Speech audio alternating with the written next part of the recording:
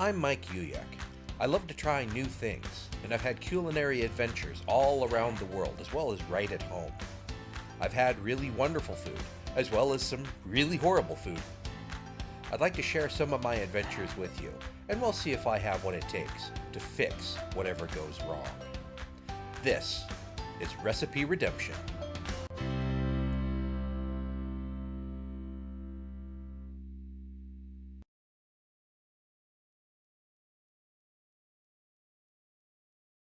Greetings and salutations, Redeemers, and welcome to today's edition of Recipe Redemption. Consider for a moment the chicken nugget. It's been a mainstay of American fast food cuisine for going on 70 years now. It was originally invented in 1950 by Robert C. Baker. He's a food professor at Cornell University. And at the time, food scientists were trying to figure out how to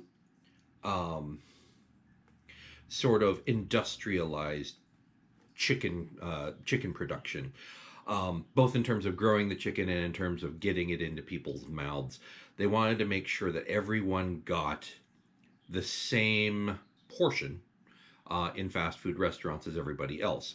And that's a problem because if you've ever cut up chicken, it's got some weird shapes. You know, you got these sort of teardrop shaped breasts, and the meat, of course, it all has bones in it, and so by the time you pull all those muscle bundles away from the bone, you end up with some funky shapes.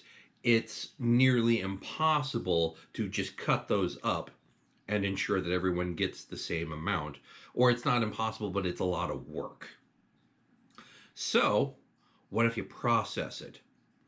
Now you can dole it out. However, processed chicken, ground chicken, is still, you can portion it out so everyone gets the same amount by just weighing out the same amount. But it no longer has the structural integrity that muscle fibers do. So it tends to be little blobs. So how do you stabilize it into a pleasing shape that it will hold? So it's not just, here's your cup of chicken goo. Thus, adding stabilizers, fillers, emulsifiers, etc., breading it, and deep frying it, and therefore having a nice crust that helps it hold its shape. Thus the invention of the nugget. Now, I mentioned that it was invented in 1950. The McDonald's Corporation, because that was around the time McDonald's was starting, they did not actually invent the chicken McNugget until 1979, I believe. I think the McDonald's first executive chef, Rene Arend, invented the chicken McNugget, and they're so well received once they tested that out that every franchise demanded that they get them, and they've been a mainstay at McDonald's ever since. The nugget in general, not just the chicken McNugget, I'm not going to single out McDonald's as being the only perpetrator of this, but the nugget's gotten a bit of bad press over the decades because, well, it's so highly processed. It's arguably no longer chicken. It's got chicken in it, but by some estimates, at certain points in its history, until they sort of rejiggered the recipe, the actual chicken content in various brands of nuggets dropped below 50% in order to save on costs. Even though chicken isn't super expensive, it still costs money. So to save on costs, they started adding filler.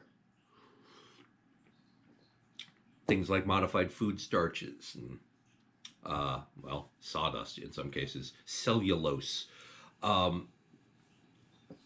non-digestible ingredients, and there was a big backlash, which is why today certain chains, they'll sell nuggets, but they specifically advertise that these are, they've gone back to whole pieces of 100% chicken breast that is just breaded and fried. Or they'll give you the ingredient list, and it's, everything in it is 100%, well, edible, and um, preferably recognizable. Uh, but I think, yeah, in some ways you can do better.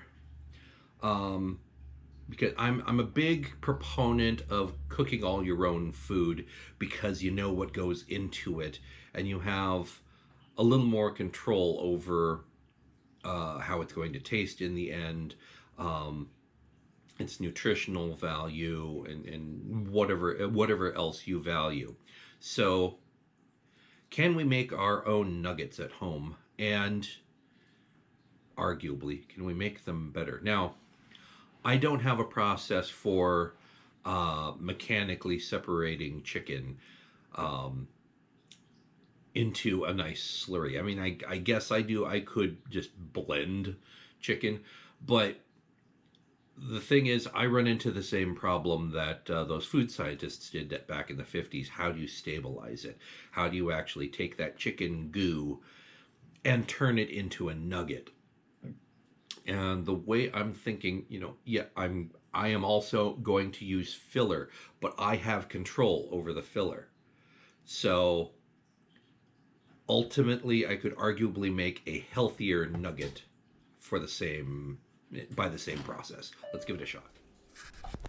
So I'm starting off with adding some chopped cremini mushrooms into my pan with a little bit of oil, and I'm going to cook those down until they're a little drier, making essentially a dugel.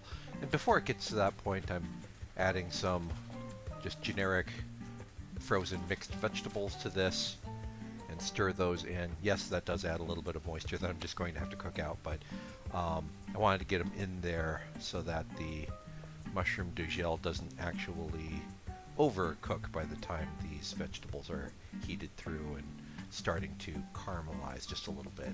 I kind of want them to get to that point all together. In terms of spicing, it's the usual suspects: salt and pepper to taste, garlic powder, onion powder, a little bit of paprika, and a little bit of thyme. And you see here some ground chicken that I've just browned up and tossed into this pot along with the vegetable dugel mixture and some garlic mashed potatoes that I had actually left over and gave me the idea for this whole episode. Now I scooped them into balls, put them onto a sheet pan with a silpat on it, and actually froze them for about an hour to firm up the nuggets, because the filler that I used was the mashed potatoes. They're not going to be as easily handleable as some other nugget filler.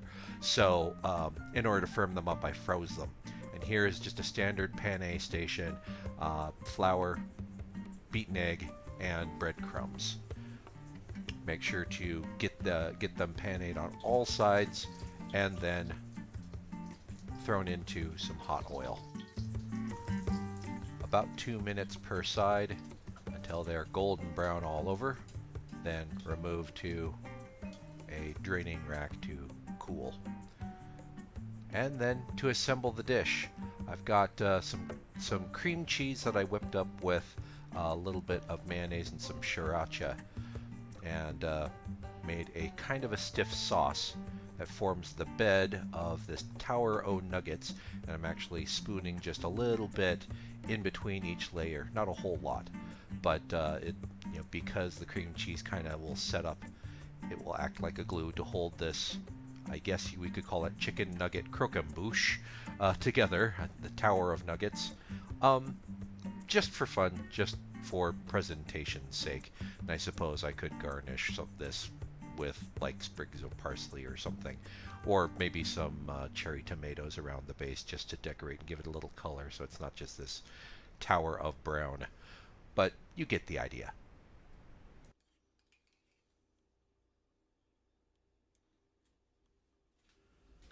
So these are a little bigger than your typical nugget.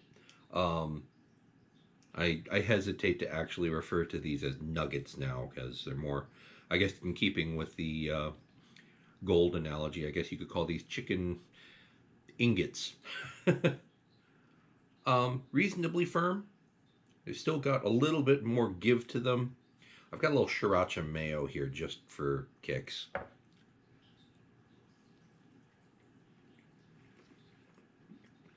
Mm,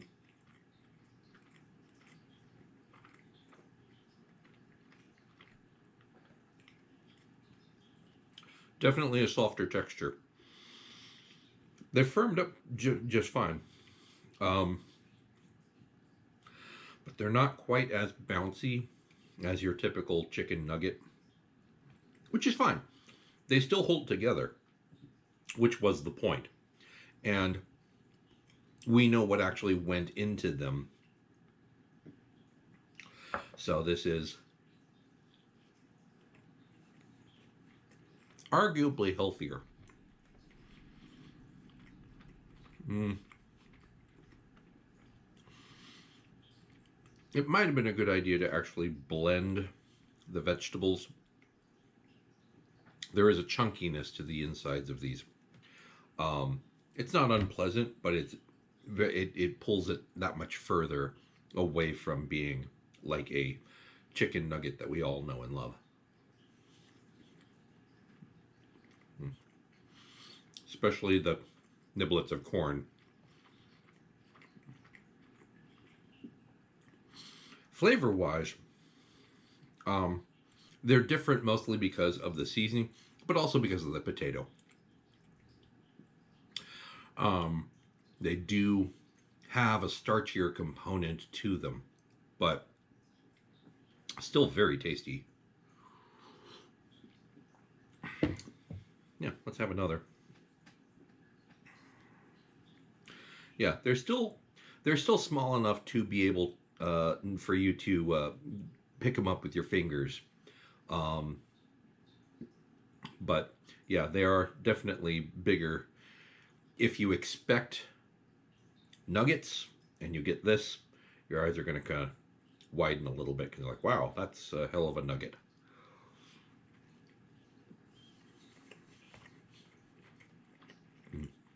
Obviously, you can make them smaller.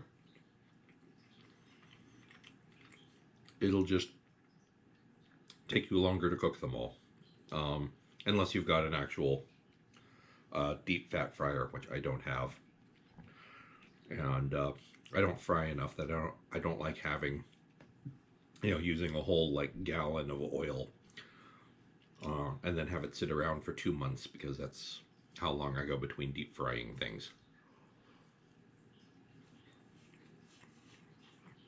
If you deep fry more often and have better equipment to do it with, go for it. The other thing that you can do with these is form them and bread them ahead of time. Put them on a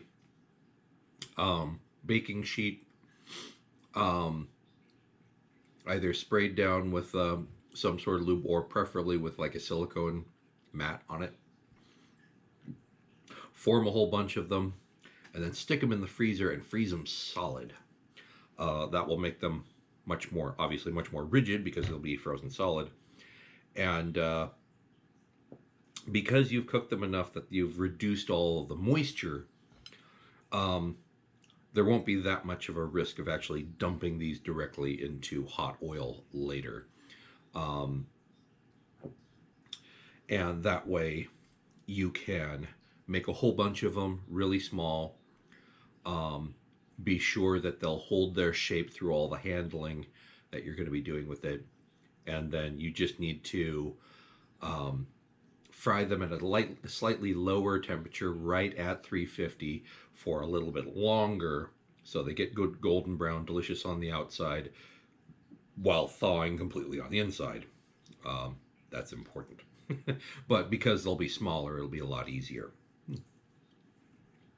Hmm. These are really tasty. So, what do you think? how would you make your own nuggets at home?